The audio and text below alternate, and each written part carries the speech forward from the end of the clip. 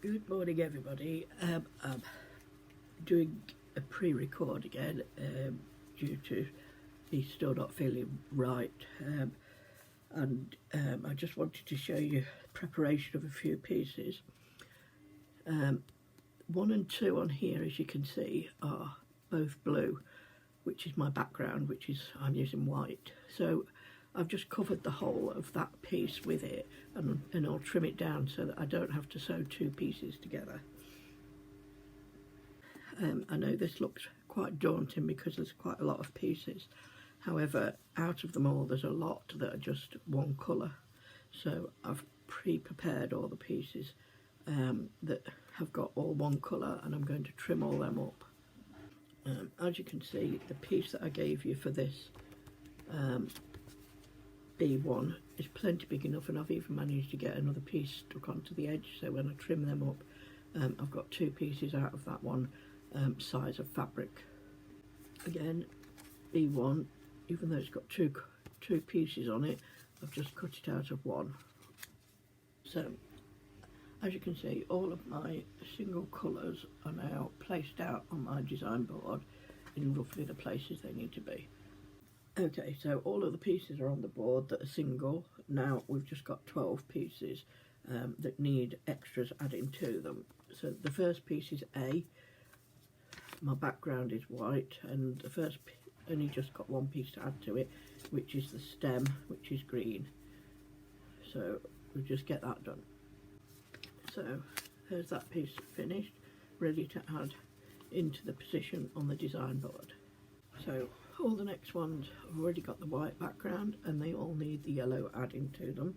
There's just 4 pieces of those, so they're the next pieces that we're going to do, and we're just going to prepare all them as normal. Trim down to your 1/4 inch, add your piece behind it, right sides of fabric together, so close to the edge or on the line of the paper. So all of them, I've just chain pieced them together. I'm going to trim them down. Now, just looking at my stitches, it looks like my tension is out slightly on my machine, so I'm going to rethread my machine. So next piece is this one, which we need to add yellow here and yellow here, which I've done, so they're ready for trimming.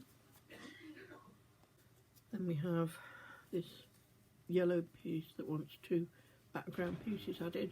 This one first, and this one, which I've added on.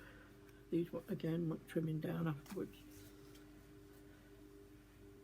The same with J and Q. They've got 2 smaller pieces that are background in before the bigger piece, and that's that. And again the same with J. We have 2 pieces left. We have Z, which is got the red on already, and it wants 2 pieces of yellow, adding here and here. Doesn't matter which side you add first, because they're on opposite sides of the back of the red, so you can add them to either one. So we'll get that done. So there's that piece, which needs trimming up. And now we're on to the last piece. Now this is the only piece that's got more than 2 colours in it. So you've got a tiny bit of background at the top, and then you've got the yellow and the red number 1, which we've already added. So I'm going to add them in the order that they need to go this time. So this one's first, then this one, then that, then that. Now, I've actually added the wrong piece of yellow in somewhere, so as you can see this is a bit short, so I'm just going to add a spare piece to it to fill that gap. So this is rapidly becoming known as the Sylvia method, where I just add a piece in. As you can see, it's just added on to there, so, and once it's quilted you won't know any different. So There's the last piece all ready for trimming.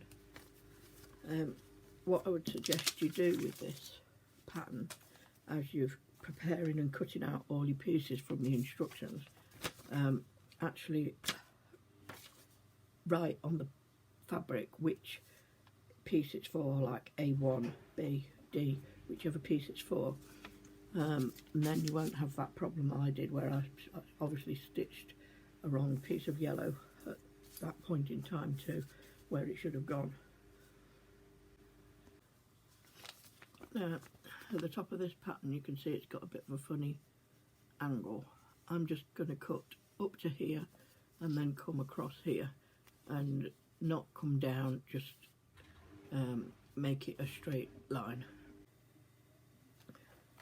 So we've got all the pieces laid out on the board, and now if you look at your pattern, you need to decide where you're going to, which lines you're going to sew first. The first obvious one for me is this straight line here, which joins these bottom two pieces.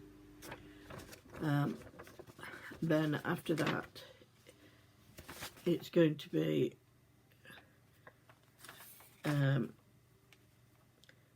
joining these middle pieces here, I think.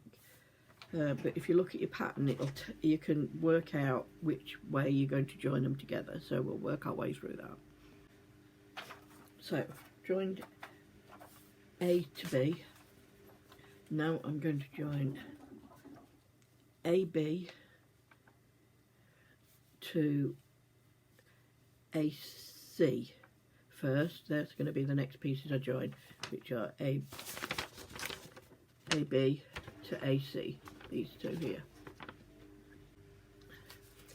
The next piece we're going to add on to those, the AB and AC ones that we've just added is X, and that is going on that side there, and you can match up your little X notches, and this line will match up with the seam here. So we've added X, and the next piece we're going to add is V, which will come onto this side here. So when you're adding V in, there's V, and this is the AB piece. You've got that part of X that's going to come down into there, and your V is going to come down to this joint here in the AB. So that's all the pieces added onto this side. Now we're going to work on the pieces that add on to the other side. And so the first piece we're going to add is, let me just check and make sure, we're going to add AB to O first, so we'll do that. So the AB is going to come into there, so you're going to have a bit of a V here, which we're going to have to do a Y seam in here when we add P, which is the next one. So we're going to add O to AB first, and then we'll do the P where we add the Y seam. So now we've got P, which is coming into here. So we're going to add it to the O first, which is there, and when we get down to this joint here, we're going to needle down and we're going to turn it to fit into the other side. So there's that piece gone in fairly well. It's a little bit of stretch that could have come into the seam a bit more, but it'll be fine because it'll quilt in. Now we're going to add piece D onto that corner. Now the next piece we're going to add is piece C, which is the solid red, and that just comes in there all the way down. That's it so far. Now the next piece we're going to add is E, then F, then G, H and I, and that will take us all the way down that side. So starting at the top, we need to add E, then F, then G, then H, then I. So that's all the side that's got A, B, and that's ready for when we add it to the base, but we have to do the other side first. So we start with the piece that is Z, and we're going to add that to piece W. Rewind that bit. We're going to add AA to it first before we add W, and it's just a small piece that goes on the top corner. So again, when we add W, you've got a little bit of a bit where you've got to pivot where the little 2 marks are. So you sew down to the 2 marks and then pivot to do that last little bit. The next piece we want to add is Q, which is coming down this side here. So the next pieces we're adding together are R to S, and then to T, and then add U to them before we add it to the main piece. Next pieces we're adding together are Y and Z. That's them. And now we're going to add the R, S, T and U to the top of that. So the next pieces we're going to add will come back round this side here, and they're added in order J, K, L, M and N. So we'll get them done. So that's that half. We're now going to join that to the A, B side to make the top of the tulip. And now we're just going to add the bottom to it, and then give it a good press and square it up to 12.5. So there's my finished 12.5 inch block. I've added some strips of background on to just make sure it's big enough before I trimmed it down to 12.5. Once again, I'm sorry that this is going to be a pre-record, but it's been a rough week, and I think you probably all saw that we lost our dog yesterday, which has been really tough and hard to cope with. So just bear with me if I do some pre-records over the next couple of weeks, because I just might not feel up to going live. Thank you.